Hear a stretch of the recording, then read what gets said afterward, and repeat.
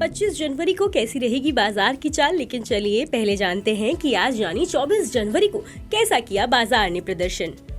जनवरी expiry से पहले बाजार दायरे में कारोबार कर रहा है।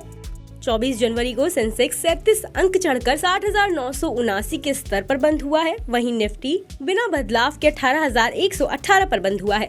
मिड कैप स्मॉल कैप शेयरों में दबाव रहा। ऑटो IT शेयरों में खरीदारी रही। वहीं बैंकिंग, फार्मा, रियल्टी, मेटल शेयरों में बिकवाली दिखी। निफ्टी बैंक 88 अंक गिरकर 42,733 पर बंद हुआ है। वहीं मिड कैप 122 अंक गिरकर 31,152 पर बंद हुआ है।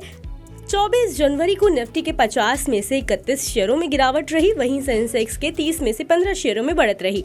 निफ्टी बैंक के 12 में से 9 शेयरों में गिरावट रही। डॉलर के मुकाबले रुपया 33 पैसे कमजोर होकर 81.72 के स्तर पर बंद हुआ। इसी के साथ आपको बता दें कि BSE में लिस्टेड कंपनियों का कुल मार्केट कैपिटलाइजेशन मंगलवार 24 जनवरी को घटकर 280.24 लाख करोड़ रुपए पर आ गया, जो इसके पिछले कारोबारी दिन यानी 23 जनवरी को 280.87 लाख करोड़ रुपए था। इस तरह BSE में लिस्टेड कंपनियों का मार्केट कैप 24 जनवरी को करीब 67,000 करोड़ रुपए घटा है।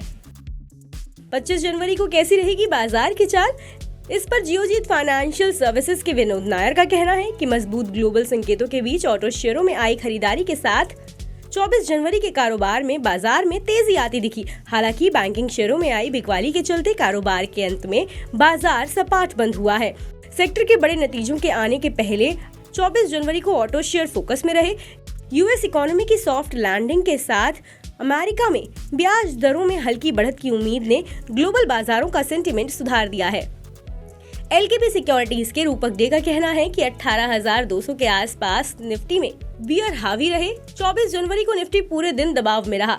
निफ्टी इस समय 17,900 से 18,200 के दायरे में फंसा दिख रहा है। इस रेंज के ऊपर या नीचे किसी तरफ ब्रेकआउट आने पर बाजार की दिशा साफ होगी।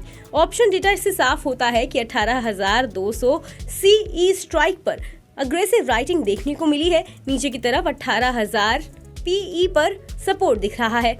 इसी स्तर पर सबसे ज्यादा पुट ओपन इंटरेस्ट देखने को मिल रहा है।